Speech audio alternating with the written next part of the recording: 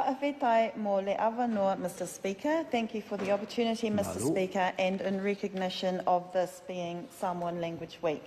So I just want to correct the previous speaker, Mr. Lutuinga. We are not voting to support this budget. I am very proud that we will be voting against the budget because here we are tonight, Mr. Speaker, spouting off almost like a laundry list what has been bought and spent and sold and traded in this budget. Who has put a few $1 million there for that? Who has put a few $1 million there for that? The bigger thing that we all need to be talking about really are the value settings and how this is going to make any real impact and make any real difference to the future because of the challenges we are facing today. So this government doesn't get to slash state housing, sell off Crown land to wealthy developers, and then finally start building a little bit again while celebrating. You don't get to pretend to celebrate that without being called out. It's election year, they've been in there for 9 years, and finally, we better start building a program for building houses on land, I might add, that has been empty and neglected for years and years, to the point where the local church community in Nainai set up an occupation.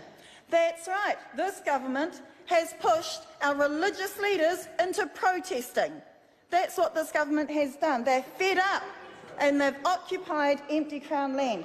In this budget, you don't get to lie down and let the speculators run riot in our communities to the point where in Manurewa, over 90% of the sales of homes in Manurewa go to investors, to the point where the Clendon work and income on any given day has a long line down the road of people lining up desperate because they cannot pay the rent and feed their whānau. You don't get to do all of that and then stand up in this House and read out a budget which has no measures to curb speculation in it at all. You don't get to do that without being called out.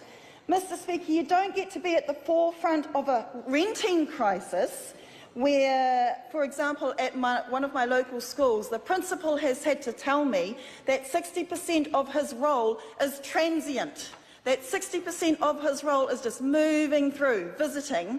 You don't get to be at the forefront of that renting crisis for families and where you're making no improvement in the availability or the affordability of houses, and then celebrate an accommodation supplement.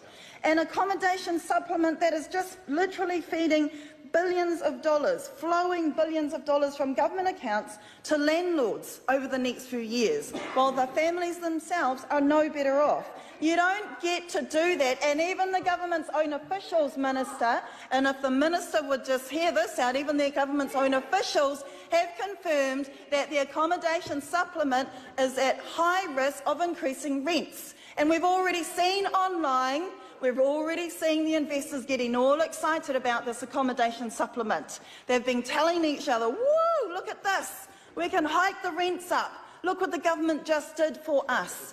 You don't get to champion that and be at the forefront of the impacts on things like 60% of transient roles at schools and celebrate that without being called out. Mr. Speaker, the Greens in government will initiate a progressive home ownership rent-to-own plan. We'll build the thousands of houses that we need to make a real difference for the future, one that is not going to support a 60% transient role in schools in my community.